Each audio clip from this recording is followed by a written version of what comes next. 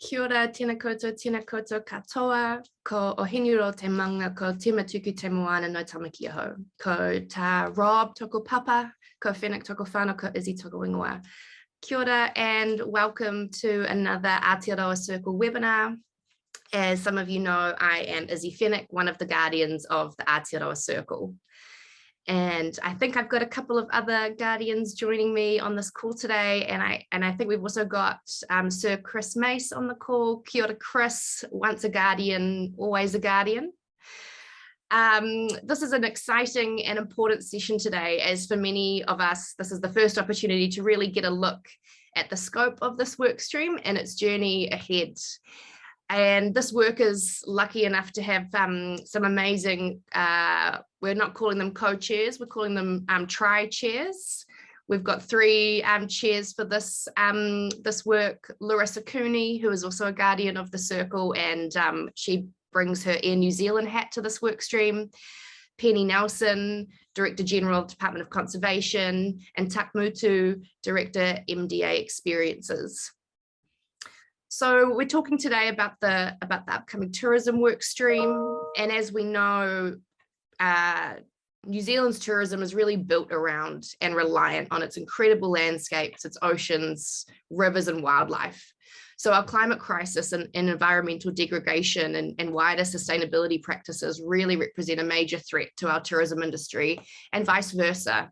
The regrowth of our tourism industry post-COVID poses a massive threat to our environment as well. Some of those impacts of climate change are already affecting New Zealand's landscapes, and our reputation as a clean, green destination is really likely to be exuberated in the coming years. Significant weather events and sea level rises, increasing temperature, biodiversity loss, glaciers melting are all risks to an industry that's already had a significantly challenging few years post-COVID. And to this, the growing concern about carbon emissions or the environmental travel footprint and New Zealand's distance from most source markets and the increasing environmental impact that domestic travellers are having on the landscape and the industry is facing serious challenges. So an adaptation roadmap for the industry is an opportunity to really future-proof regenerative tourism in New Zealand and build a resilient sector.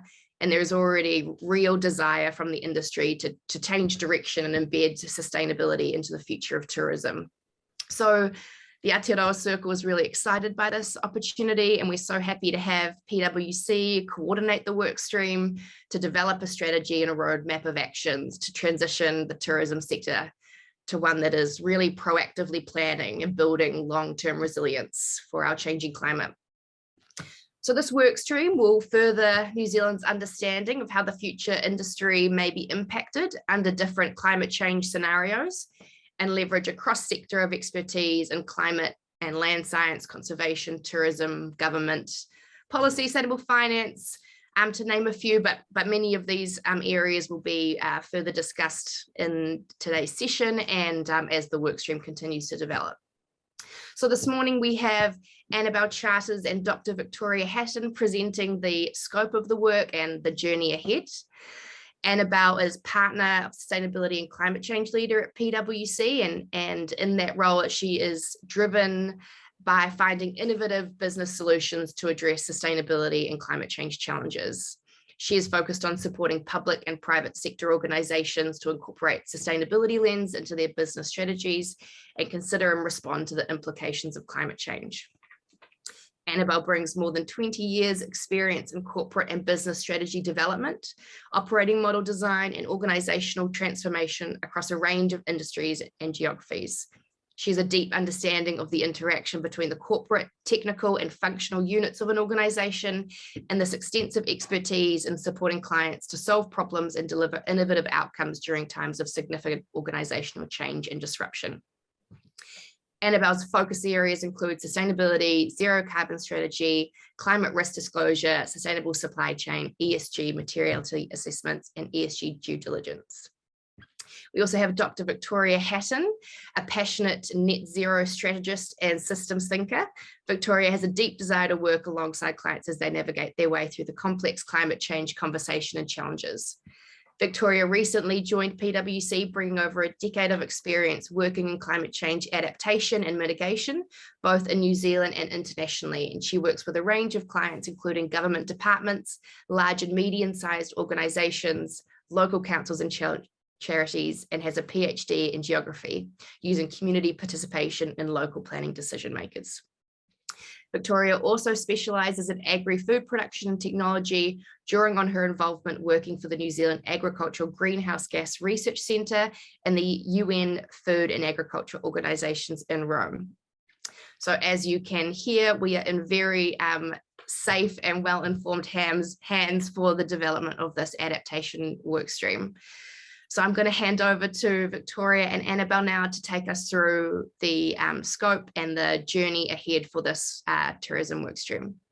Kia ora, Victoria and Annabell. Thank you, Izzy. That is a very kind introduction to us both, and Morena, everyone on the call. I'm very excited to be talking to you all this morning as this work progresses. I think it's fair to say we're roughly halfway through this project, so a really, really great time to talk about the scope of work, why it's important that we undertake this work now, and some of the outcomes that we hope to achieve, and of course who's involved. So without further ado, let's dive in. We can go to we'll have a quick look at the agenda. So what we're going to run through this morning is a very quick overview of why we're focused on adaptation, and why specifically this project scope is important to progress. We'll discuss how we've defined the sector itself. We'll talk through some of the key technical elements around climate risk identification and scenario analysis, and talk a little bit about the Te Ao Māori framework that has been developed, and particularly the workshop we've just had this week, and of course our journey ahead to conclude this work. Without question, and to Izzy's point, that the last couple of years in terms of facing into a global pandemic and the implications that it's had on the visitor economy in New Zealand, and indeed visitor economies around the world, while that has been incredibly disruptive for many, many people and many, many businesses, it also presents a really interesting opportunity for a reset. And combined with this opportunity that's presented itself under the most unfortunate circumstances, that combined with the climate crisis we are facing now, which is not something in the future, means that we have an opportunity to think about what New Zealand's visitor economy looks like and how it should function, so it's regenerative and resilient and sustainable for decades to come. And so a lot of what we're doing in this work is understanding how the sector might adapt to the implications of climate change, but also how it does right by the economy, by the community, and by the environment itself, to ensure that it's a prosperous sector for all, without taking away from the natural environment that is so sustaining to the sector itself. Okay, so why adaptation? We go to the next slide, Victoria. I suppose before we go straight into why adaptation, it's important to remember that climate change is going to have some really interesting impacts on New Zealand. I think there's often a general view that it just means it's going to get really hot. Interestingly for New Zealand, the places that are already really wet are just going to get wetter. So I suppose when we look at New Zealand and the implications of climate change, it's extremes based on the weather conditions we have at the moment. So while it will get hotter in some parts, it will also get wetter in others. And it's these extremes that are going to have big implications for how the visitor economy functions in the future, both in terms of its attractiveness to visitors, but also the natural assets that are so important to us, and how we can actually use them to generate attractions for visitors to New Zealand, both domestic and internationally. So these images show you very, very clearly what's likely to happen over the next, what are we looking at, 70 years.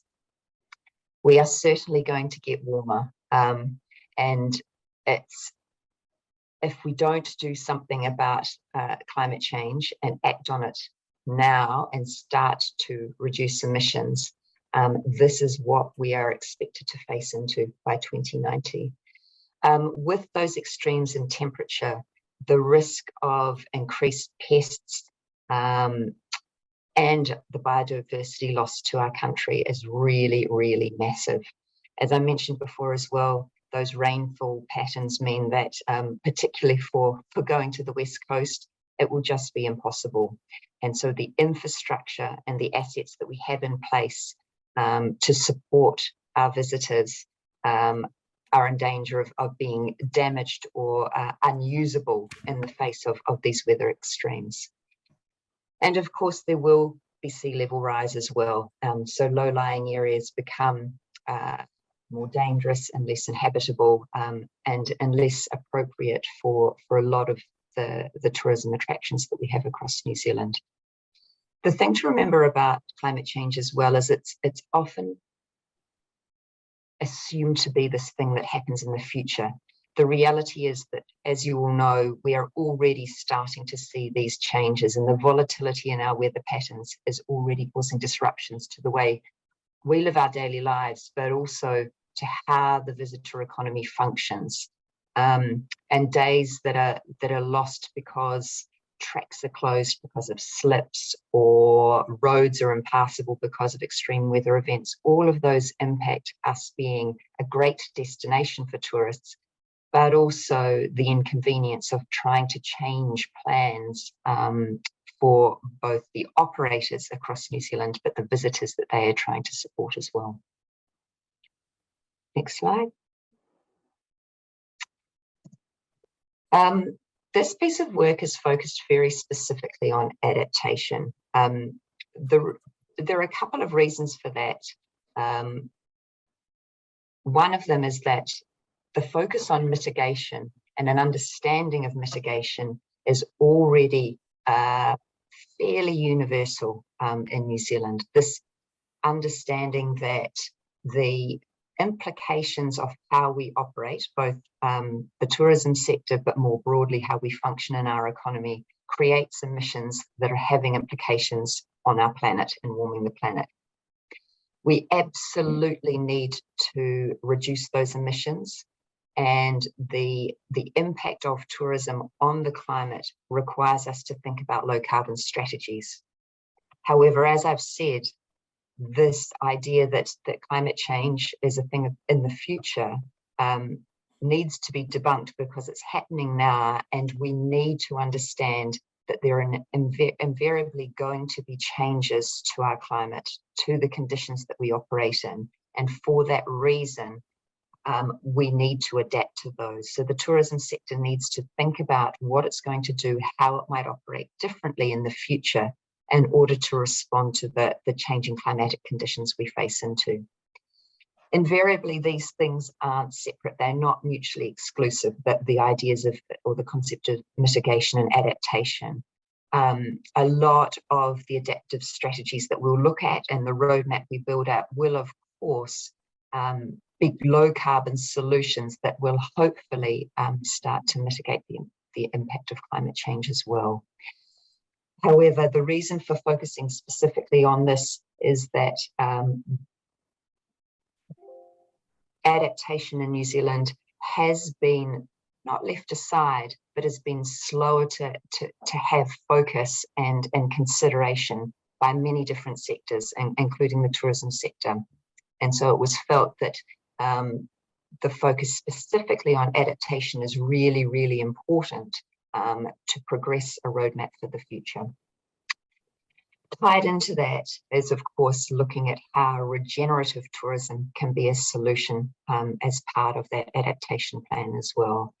Victoria will talk about that later as we go through the work, but it's a really important element of what we'll be looking at as part of the adaptation roadmap as well, and the solutions that are appropriate for our changing climatic conditions.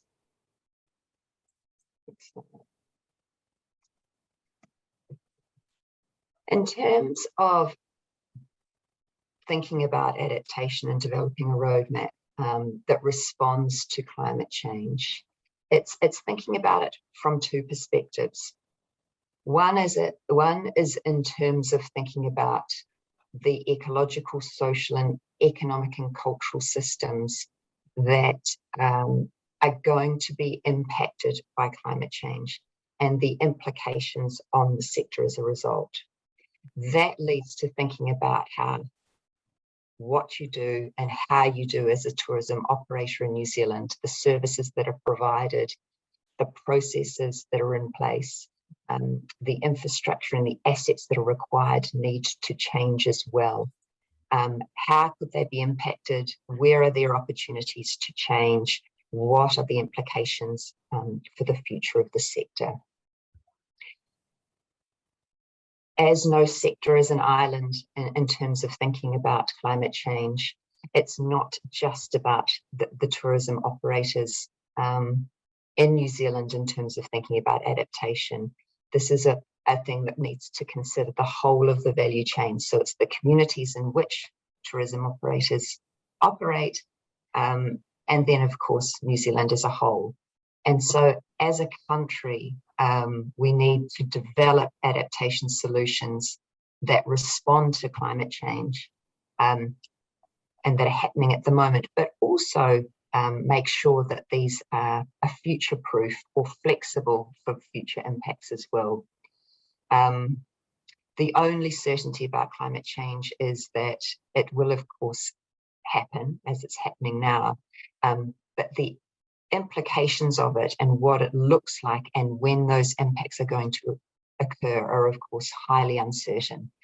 So the flexibility and the possibility of adapting at pace in the future is really, really key in terms of looking at the solutions we think about for the sector as we go forward. So this work, in a nutshell, is really about creating that adaptation strategy on the back of all of the information and thinking that is part of this project approach, and I'll go through that at the moment.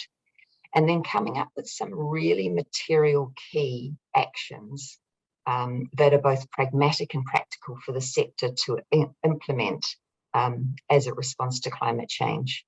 And in doing so, thinking about the time frame that those actions need to happen. Next slide. Sorry. Too far. Thank you. Okay, in terms of the scope of work, we're looking at three specific aspects, and these feed through to the outcomes we're trying to achieve. The first element is defining the risks and the climate scenarios that reflect plausible pathways for the future of the sector.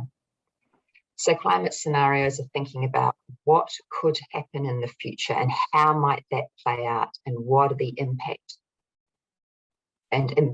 of those scenarios on the sector, both from a risk perspective and an opportunity perspective. The second element of the work is thinking about the challenges those impacts create for the sector. And that's across the value chain, all the industry participants that are involved in this.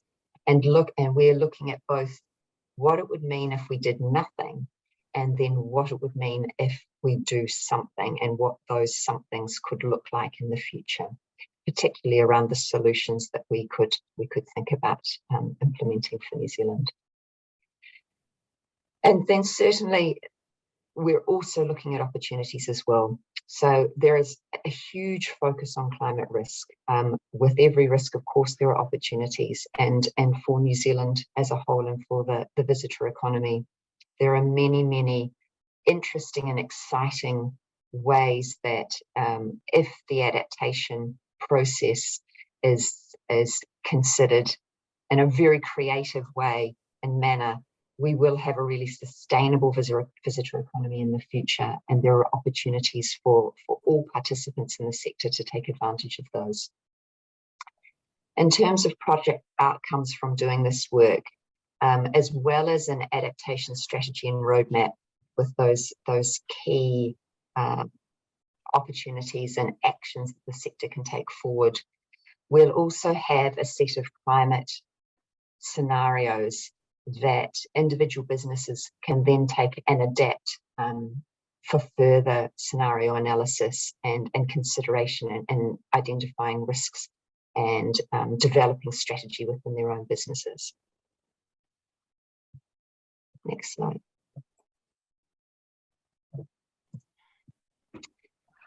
What does it mean to actually get to those outputs?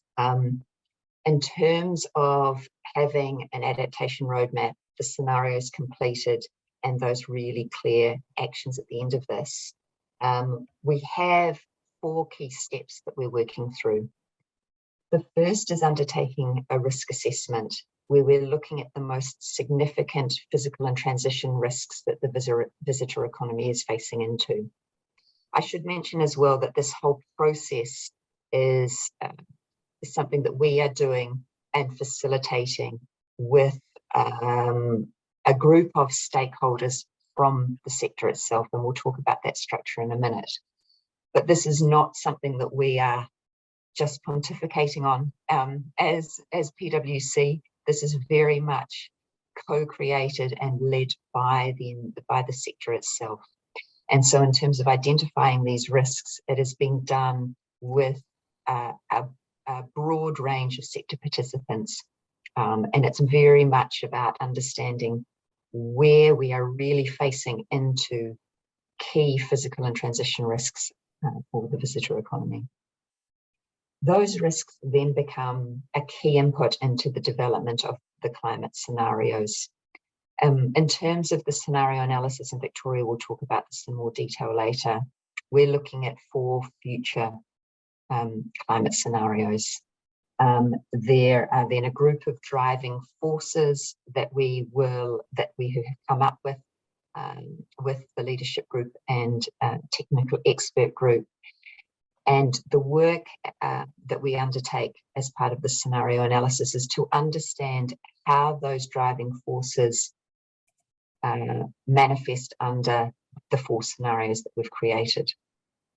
We then build out a story or a narrative of what the world would look like, and specifically what the visitor economy would look like under each of those scenarios.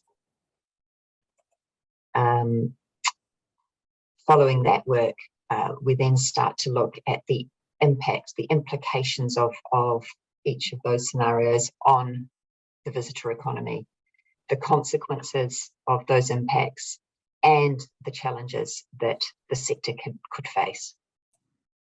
As I said before, though, we balance that by also looking at the opportunities that may bring, and certainly putting a regenerative lens over those opportunities in terms of possibilities for the sector in the future. Coming out the end is the adaptation roadmap and a group of actions that the sector could take to progress this forward.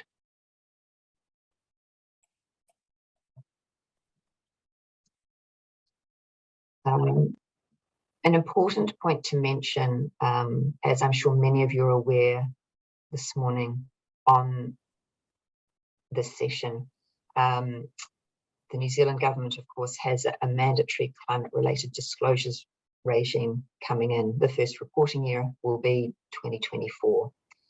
One of the elements of that mandatory reporting regime is the requirement for businesses that are required to disclose that they need to undertake scenario analysis.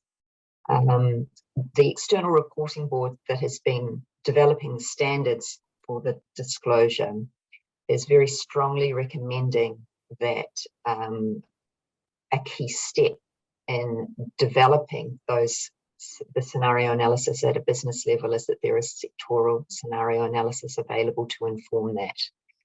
So the scenario analysis that we're doing becomes a key input into the climate change disclosure journey that is already happening in New Zealand, both for the tourism sector, but also more broadly for other sectors in the country as well. As you'll see from the diagram on this page, if you think about climate change at a global level, there are global scenarios, climate scenarios that are being considered as where the planet might sit in the future in terms of the implications of climate change. There are various global emission pathways that are informed by those global scenarios, but those need to be broken down to be relevant at a sector level, which you can see by the dark green boxes on here, and then an entity-specific level. So for sectors, there is a broad set of risks and opportunities and scenarios that might play out as a result of climate change. That leads to business level scenario analysis, risks and strategies that need to be considered. All of this will, of course, support that disclosure requirement for organisations in New Zealand. In terms of the project itself, and this is similar to a lot of the work streams that the Circle is running at the moment, the role of PwC as Secretariat is in many respects a facilitation one, and this is very much led by industry sector specialists for the visitor economy. So we have co-chairs that sit over the top and help guide the direction of the project and the decision making throughout the course of the project. Sitting beneath them as a leadership group made up of very senior individuals across the sector, who in turn are supported by a technical expert group that draws on industry and technical expertise across the value chain for the sector. We draw on other stakeholders and keep others informed as necessary. So this really is a community-based, a group-based piece of work where we seek to solicit the voices, opinions, concerns and expertise of as many people as possible, so that this work is of value and of use to as many people as possible. Next slide. In terms of how this shows up, as Izzy has already referenced, we have an incredible group of individuals sitting at that co-chair level in terms of Larissa and Tak and Penny. Similarly, in the leadership group, a really stellar and very, very substantial set of individuals who represent every aspect of the visitor economy in New Zealand. So exciting and so important to have the involvement, the active involvement of all of these people, because this work then is truly representative of the sector itself, and is so important to the formulation of the risks, the scenario analysis, and certainly the adaptation roadmap as we progress. I think one of the beautiful things about the work that Vicky is doing in leading the Aotearoa Circle is her ability to pull in such substantial weight from the sectors that the Circle focuses on, to make this work really, really significant in terms of the outcomes it's striving to. In terms of the work to date, as you can see from the slide, we've had a lot of noise. It's been a really, really busy time, and we are now up to workshop 3 and we'll be looking at the impacts of the scenarios we have identified that Victoria will talk about soon. The cadence of this project is that we are having regular co-chair meetings, regular leadership group week meetings, and then workshops where we extract all the information that we can and thoughts, opinions, ideas from the experts that we've convened for this project. As I said at the start, we're about halfway through the project. Still a bit of work to go, and Victoria will talk about that soon, but really excited at the progress we're making, at the engagement we've had from the sector to date.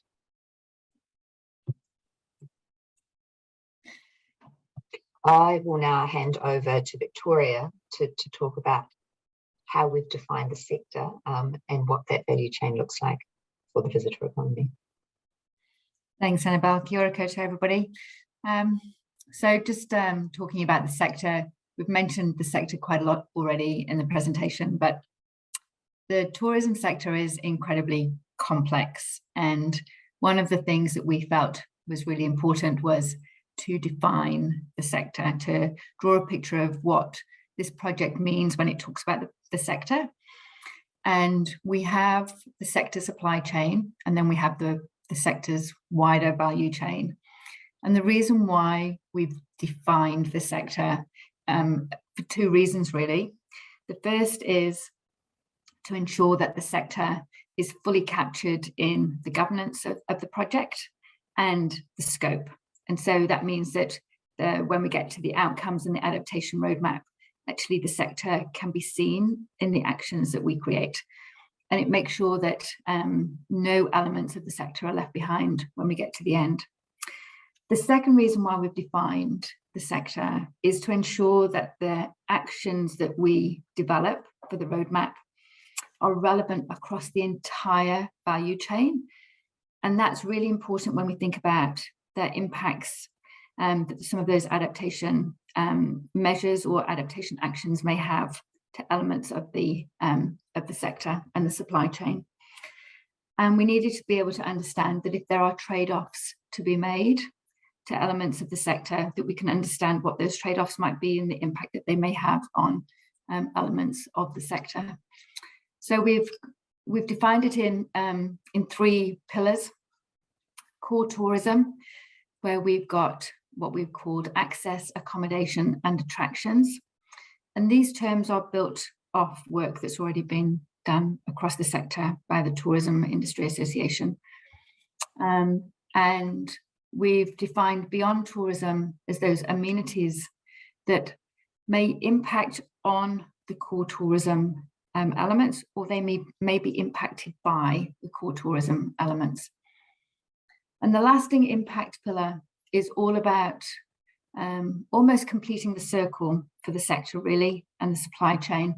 This is about the lasting impact of the visitor experience. This is what might make a visitor want to come back to New Zealand. So what we've done is across the governance structure that Annabell's shown the slide of, with the co-chairs, the leadership group, and the technical expert group, we have got representation from each of these pillars and each of these elements. We've also got representation from the visitor segment and what we're calling actors or influencers. And what that means is that whilst we've got these core pillars and the core elements of the sector sitting on the governance group, we're also being held accountable by that wider value chain, who may be able to take this project forward, whether it's the government entities, local government, or RTOs, which is the regional tourism offices and industry bodies. But that any of the adaptation actions that we create at the end make sense and have value across that wider value chain. So having representation from all of these elements of the sector is really crucial.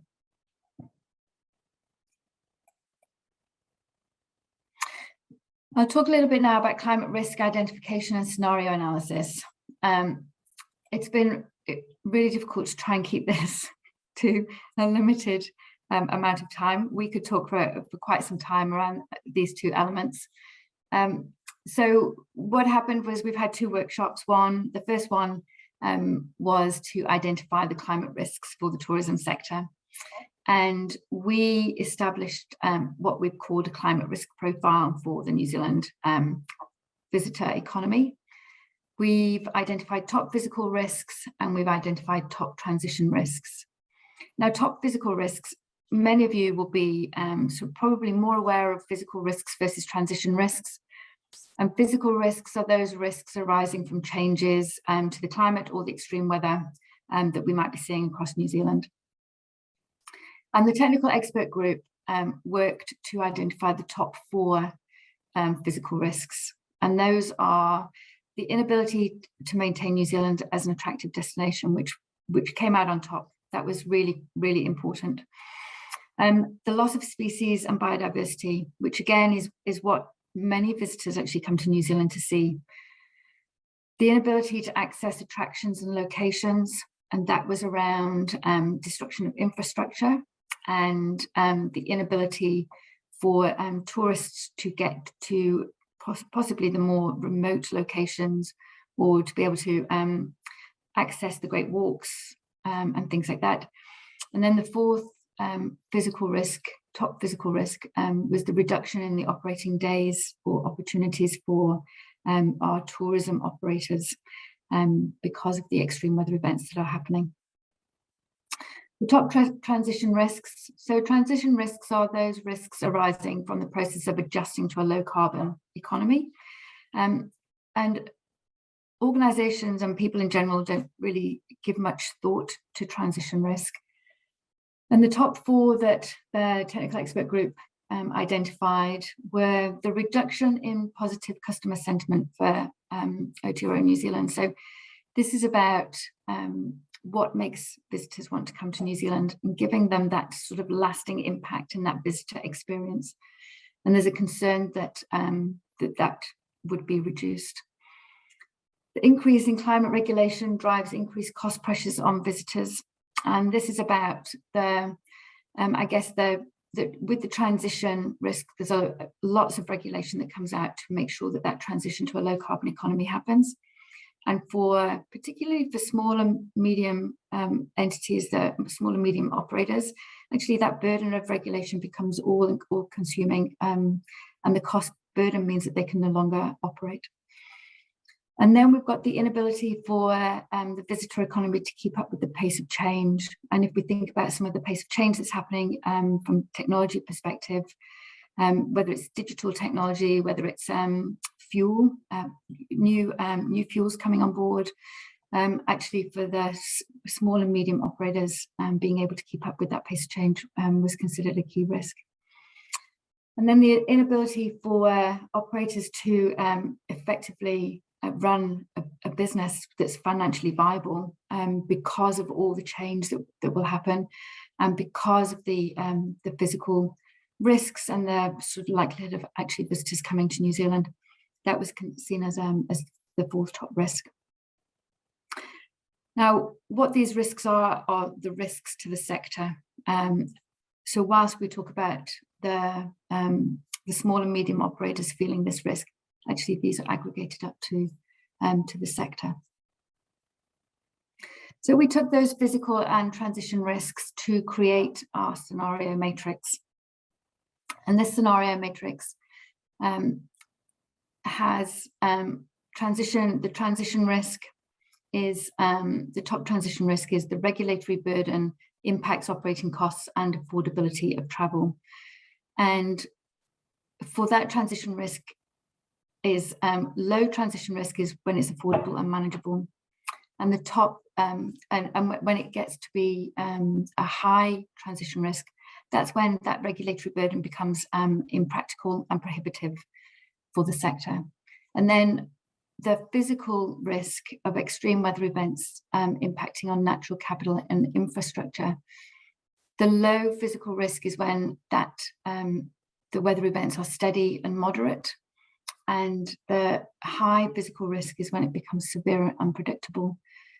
And what happens is that we've created 4 scenarios, as Annabell's already mentioned, to build the narrative around what the sector might look like out to 2050.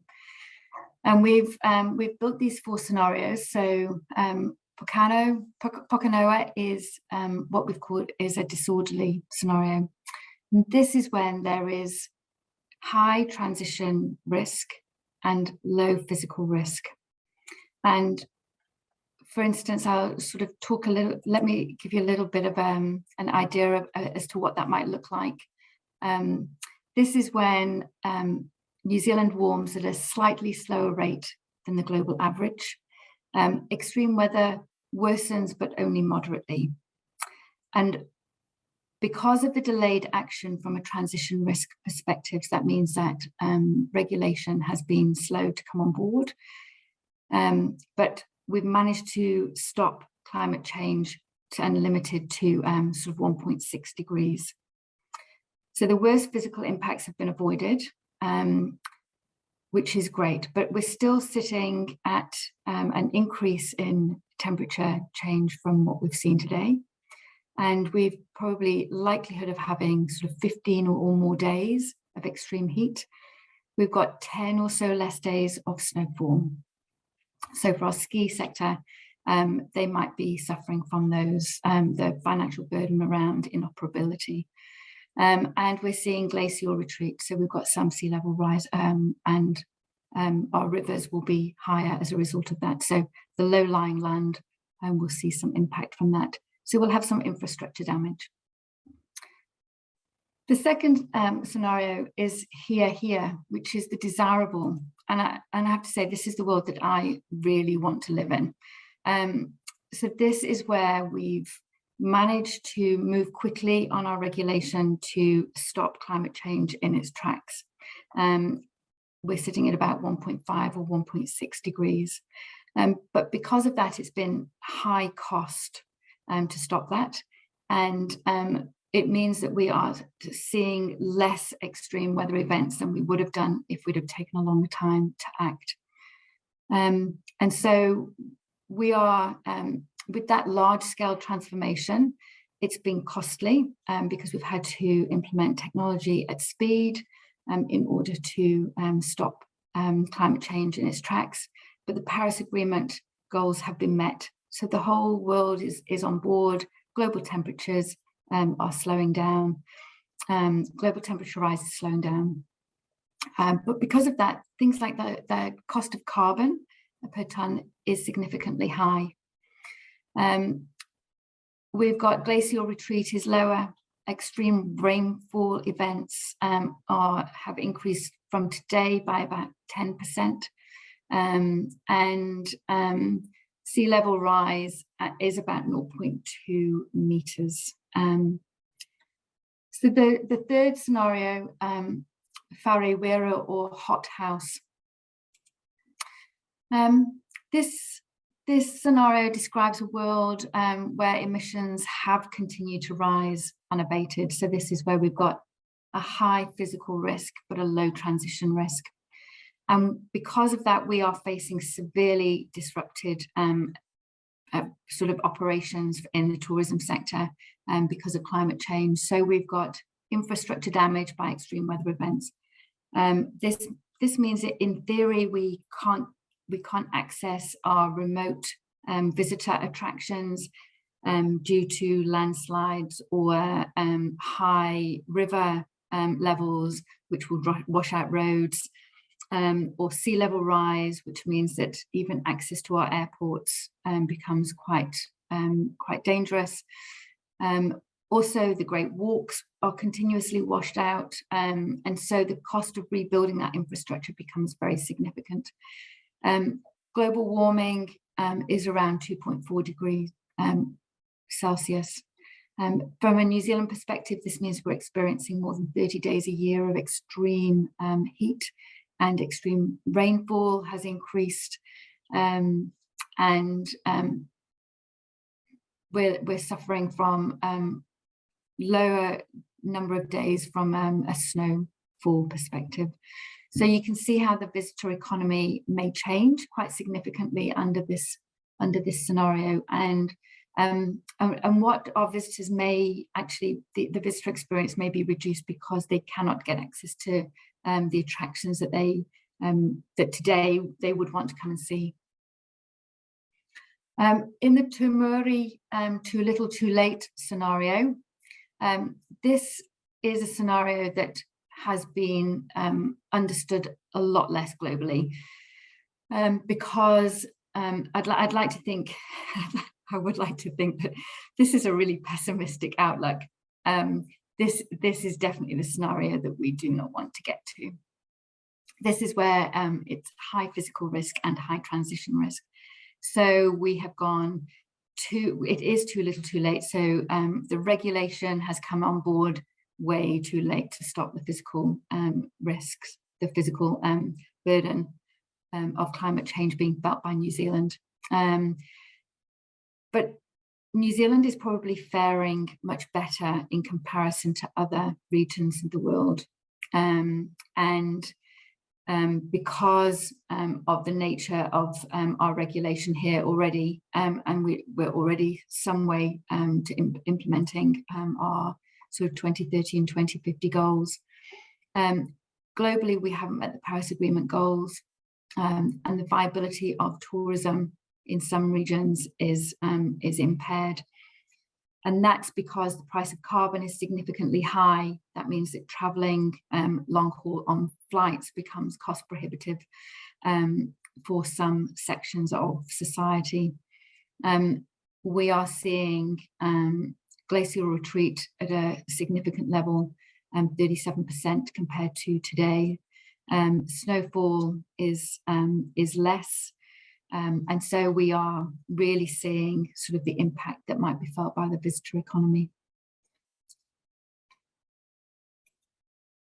Very quickly, the Te Ao Māori framework. So we had a wonderful day on Tuesday. Izzy and Vicky joined us, where we were fully immersed in Te Taiao at Zealandia in Wellington. And I have a little video to play, which I'm hoping the technology works.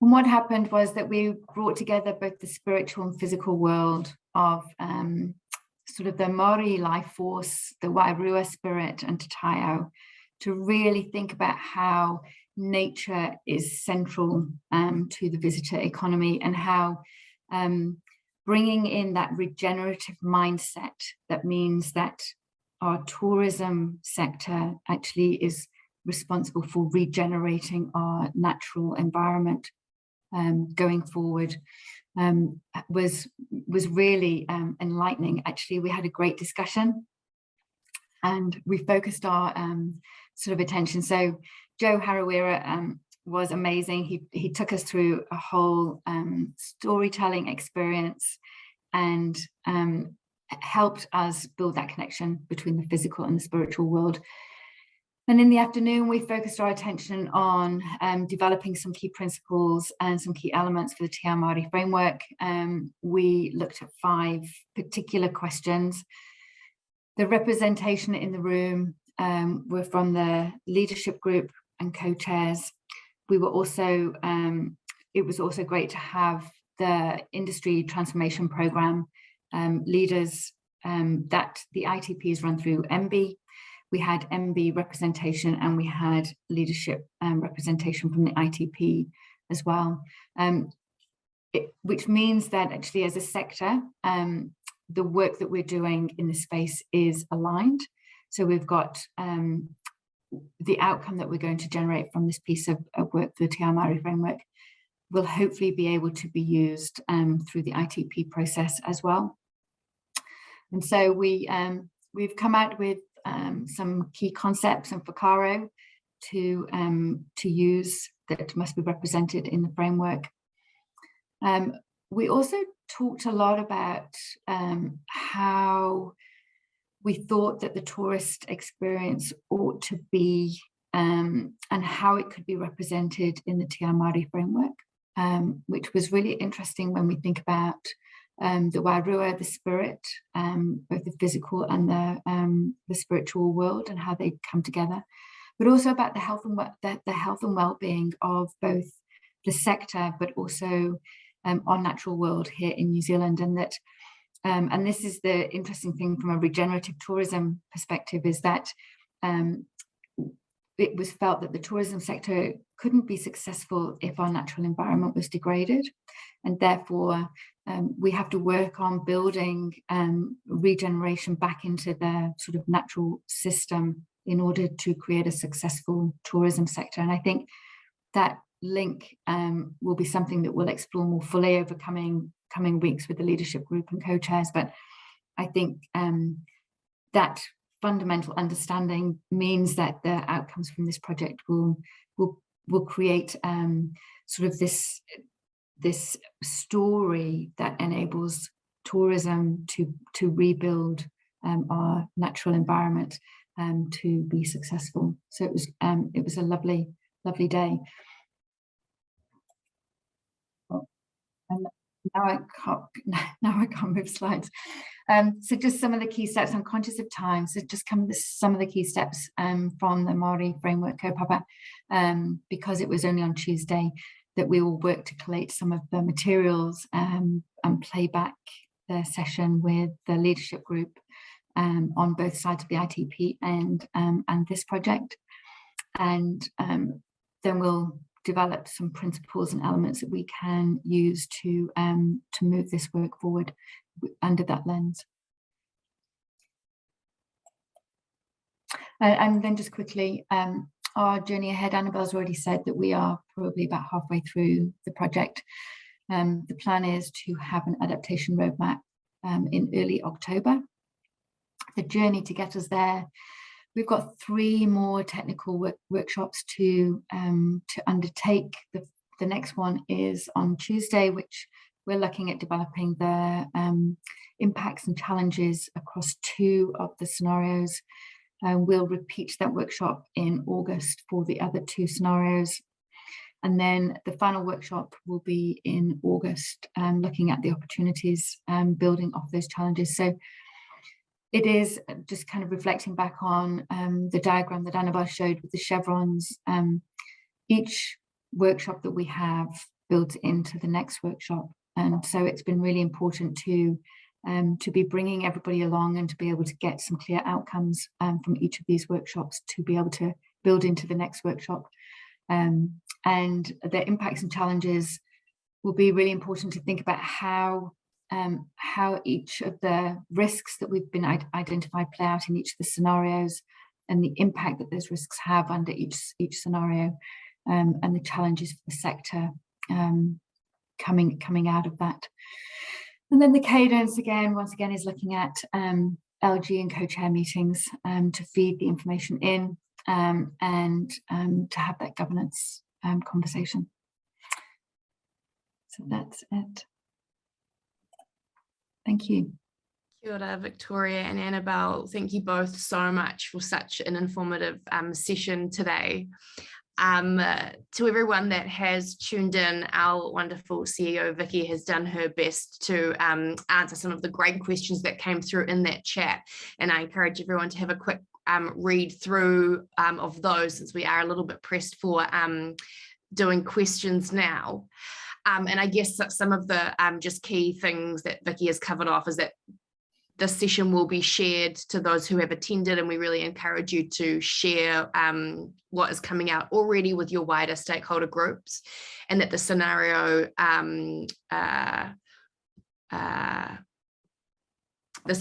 work will be publicly shared. There was a question in here about whether that information was going to be those narratives were going to be publicly available, and absolutely they will be. You know, what we are doing here is really to enable the sector to do as much as they can with the work that's being done. So absolutely those things will be made public, and we will be encouraging our leadership team and technical advisory groups to share those as widely as possible as well. Also want to encourage anyone that had another question to email that through to the Aotearoa Circle, and we will do our best to answer everything that is coming through. again, I really want to thank Annabell and Victoria for your time today and all the effort that has gone into the work so far. Victoria, the session that we had on Tuesday really was an amazing session. And I think when we think about the tourism industry, who really reflects and honours what makes tourism unique to New Zealand, and a lot of that comes back to our precious land and our Te Māori, culture. And so really being able to represent that in the work that we're doing and underpin our thinking in that space is really important. And it was a great session to be a part of. So that is all that we have time for today. Thank you everyone for tuning in to listen, and thank you PwC for all the work that you're doing, and we look forward to continuing to update everyone on the progress of this amazing mahi. Thank you all for your time, and we look forward to seeing you at the next webinar. Ka kite.